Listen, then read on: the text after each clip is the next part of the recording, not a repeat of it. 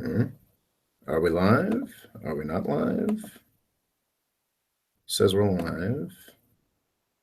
And yes, we are live. Hello and welcome to live broadcasting at the More Freedom Foundation. What I'm doing today comes out of a place of sort of shock and anger, so it may be a little less well organized than past versions of this. I don't know if that calling what I've done before well organized might be a little ambitious, but today might be less so. I have calmed down a bit since I saw the news this morning. But what happened was Donald Trump has used the presidential pardon power to pardon Joe Arpaio, someone I know is the worst sheriff in the United States. He likes to describe himself as the toughest sheriff in the United States. I think today I'd like to discuss why this is different and worse than Donald Trump's daily outrages, why it's inspired me to actually talk about this, speak out about this. It's a pretty horrible, horrible thing. And this might be hard to understand for my international audience because Sheriff Joe Arpaio, while he desperately wants to be famous and is fairly well known in the United States, is not well known abroad. Joe Arpaio was the sheriff of Maricopa County in Arizona. Yes. And he is pretty much a disaster. There's a weird thing about the way that the United States is organized that I love. I think it's great. A lot of stuff that is centralized in other countries that might have been overseen by the central government is very distributed. So Joe Arpaio is actually an elected sheriff. The people of Maricopa County, not the people of Arizona, not the people of the United States, not some bureaucrat somewhere, selected him to be the sheriff. They voted for him multiple times between 1993 and 2016. Now, I'm in favor of this sort of thing. I think that distributed power is the main reason that Donald Trump is so ineffective. I think he's a disaster as a president. I think he has really, really bad instincts, as we will talk about further today. But there's a limit to the amount of damage that he can do because power in the United States is distributed. In policing, I think this can be a good thing and can also be a bad thing. Whereas in other countries, if the central government changes policing policies, then everything changes. The central government of the United States has limited power. So in some places this can be good, in some places this can be bad. There are thousands of different police departments in the country and thousands of different policing policies. Sheriff Joe Arpaio, I think, can safely be said to have had the worst. Arizona was sort of on the front lines of a surge of illegal immigration that occurred in the 90s and the early 2000s. It's over now, as I've documented a couple times in other videos, but the people of Arizona were scared and they were angry, so they selected Joe Arpaio. And Joe Arpaio's approach to policing was pretty horrific. I have a series of videos talking about race and injustice in the United States and how screwed up our criminal justice system is. When I did that 2 years ago, I actually used Sheriff Joe Arpaio's picture as the cover of the playlist.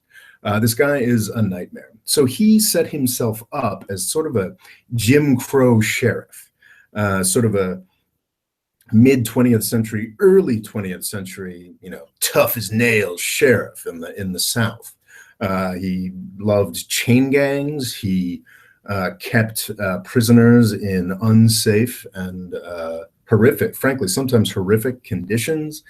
He was all about brutalizing the people that he arrested, not necessarily even the people who had been convicted of crimes. He would, it was quite awful, and he was primarily interested in pursuing Latinos who were illegal immigrants, but also just Latinos generally. And he constantly courted controversy. He was famously pretty awful, and he loved that. He loved that image. And it's important to emphasize that he wasn't just the toughest sheriff in America. He was the worst sheriff in America. His riding roughshod over civil rights, over basic regulations, over the limited oversight that the federal government, state government has, cost the county tens of millions of dollars in lawsuits. He just lose left and right. He was also very bad at following up on certain crimes. He was interested in being famous, and he was interested in being really nasty to Latinos, but he wasn't interested in following up on basic things like sex crimes, like child molestation stuff. There are if you go through his Wikipedia page, there are a range of cases where he just didn't bother to follow up. His department just did not bother to follow up on these things. So Joe Arpaio is awful. He's frankly one of the worst things that my country has to offer. But he was also kind of, in some ways, his career was part of a happy story, part of a transition. In 2016, he was actually voted out because, as I said, he's a terrible, terrible sheriff that cost his jurisdiction a ton of money. He was voted out. I think the decline of affection and support for this figure, I think, is part of a positive step forward in our country. And it was good to see him voted out. The court case, I don't think it's actually that serious. It was a contempt of court conviction. He had been told by the courts to stop engaging in racial profiling. His officers were just sort of willy-nilly stopping Latinos on the suspicion that they might be illegal immigrants. And this was seen as unconstitutional. He was told to stop doing it, and he just kept doing it. He was convicted, and that was a good thing. But Donald Trump has chosen to use his presidential power to throw out that conviction, and this is appalling. I'm not someone who likes to call Donald Trump a fascist. I think in some ways it's so overly simplistic.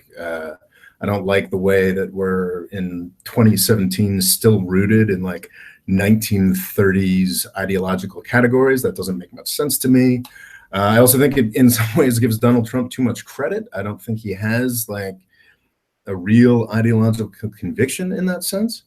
But this is something that I would call objectively pro-fascist. What Joe Arpaio was someone who celebrated using state power to go after a particular minority. He was proud of it. He worked to convey that image. That's what he did. That is what Joe Arpaio is about. It is about screwing with Latinos. It is about chasing down and persecuting a sort of a particular class of Americans, and that is deeply, deeply screwed up. If that's not enough for you, there's also the fact that he used the powers of the sheriff's office to go after his political opponents in Maricopa County. He opened a wide range of court cases against people within the county, almost, I think there was just one that wasn't, but almost all of which were thrown out and became the subject of successful countersuits. I mean, this guy was awful. I mean, this is the kind of thing that we condemn in other countries. This is a guy who was abusing every lever of power. I mean, like, anyway, the guy was terrible, absolutely terrible. And it was a great thing that he was both voted out in 2016. That's worth emphasizing. He was voted out in 2016 in Maricopa County, a county that voted for Donald Trump by a number of hundreds of thousands. Even the people in Arizona, even the Trump supporters in Arizona, recognize that Joe Arpaio is a pretty malignant part of our culture that, was something they were happy to be shut of. So perhaps I shouldn't be as angry about this as I am, but Donald Trump chose to do this, chose to make this a stand worth taking. This isn't like the things he says or the reluctance to condemn white supremacists. This is an outright endorsement of using state power to abuse people. And that's a real problem. That makes this different. That makes this something worth thinking about harder, worth covering in more detail. It's a deeply disturbing thing. To close, I think it's worth maybe talking about the pardon power a bit. It's an odd thing, or actually, I'm not sure if it's an odd thing or not. Perhaps other heads of state can do this, but in the United States, presidents can pretty much pardon anybody they want. And this is a power that is often abused. Famously and incredibly sleazily in the I think the final hours of Bill Clinton's presidency, he pardoned a guy named Mark Rich, who was basically just a large donor to his campaigns, who had, I think, done some nasty financial stuff. And Clinton just pardoned him on the way out. There's no real justification for that. It's pretty gross. Obama, much more honorably, used the pardon power to, I'm not too straight on the details on this, but if I recall this correctly, he would use the pardon power to pardon people who had long jail sentences for nonviolent drug crimes. That's certainly something that I support. And but I could see how right-wing people would be like, "Oh, this is just give and take," and I think that's ridiculous, because what Obama was doing was identifying individual sort of victims of the system and pardoning them. I mean, in many cases, these were people that the judges in their trials didn't want to sentence this severely. There were people who, because of mandatory minimums in the United States, a judge is legally obliged to sentence certain people in certain ways. So Obama did selectively use the pardon power to deal with some of those situations, dealing with an individual whose rights had been violated. What Trump has done here is he has found one of the most egregious abusers of state power, the folks who are beating up on the little guy, and giving him a free pass, and endorsed this kind of behavior, endorsed Joe Arpaio's behavior. I think at this point, probably most policing professionals can see the writing on the wall and are well aware that Trump's time in power is likely to be brief and is not supported by much of anybody with real power. So I hope this won't inspire a more Joe Arpaio-like behavior, but God, it's pretty awful. This is fascism. This is Donald Trump acting fascist, and I can't believe I'm actually saying that, because that's something I've always been very suspicious of. But yeah, this is an objectively fascist act by Donald Trump, and it is. I suppose I shouldn't be surprised, but I didn't want to let it go without mention, because it's pretty freaking awful. Let me see if anybody's got any. Oh, good Lord, there's a lot of questions. Well, we've got people who've unsubbed, which is fine by me. Do we have any questions from the live chat, or just people making? Oh, we've got complaints about Antifa. That's interesting. Only cucks and terrorists are against Trump. That's interesting. And scare you. I don't watch CNN at all. I don't watch cable news. I don't get my news from television. I think that's a tremendous mistake. You should be able to read and reflect. Stuart Marston says, I'm in England and would probably describe myself as a moderate. Trump in America is scaring the hell out of me right now. I think that's fair, but I also think, with the exception of a couple foreign policy things, I think Trump has shown himself to be completely ineffective. And I think that is something to be celebrated, and that is something to be very happy about. I mean, he's a clown. I was terrified of what the Trump administration would do about 6 months back. And I think while there will be real damage, it's become very, very clear that he's just an idiot. He's not very effective. And thankfully, the damage will be limited, is my current prediction. In foreign policy, I'm a little more worried, but I don't think that's necessarily a Trump thing. I think Trump and Congress are currently kind of competing to see who can blow up the relationship with Iran quicker. That's not necessarily a Trump thing. That's just a general problem. Let's see, we got anything else? We got hi from Ankara. Hello, Ankara. Good. Venom sucks, says good for Arpaio, an American legend. It's important to remember that these kinds of actions have real support in the United States. And I guess thank you, Venom sucks, for reminding me of that.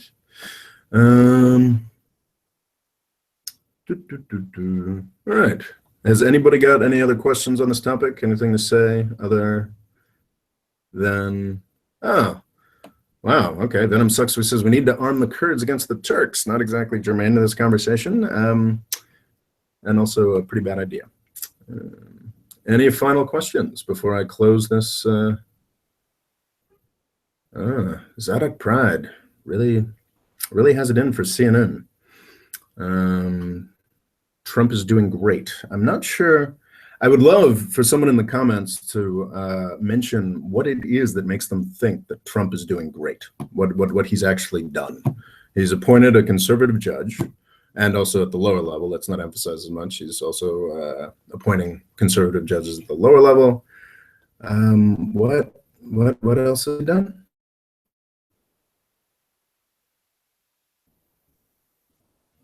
Nikolai thinks, do you think it's possible to revive civilized discourse? And I absolutely think it's possible to revive civilized. I think civilized discourse is happening. Obviously, it's from, you can find it if you look for it. We're doing now. I do act about like snowflakes or anything, but I do think people do need to be a little more thick-skinned. We've got sort of Venom sucks or whoever it was calling me a cuck and a snowflake and a what have you. You just have to get used to letting that sort of roll off, because at the end of the day, they don't have much in the way of arguments to back that up. So.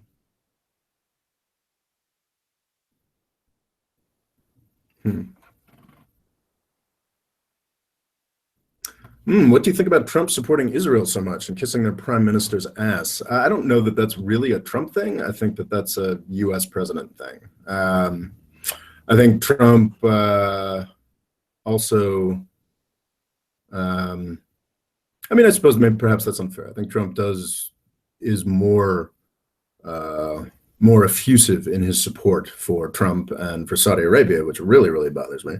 But it's not a departure from U.S. policy. Yeah, all I have to say about that.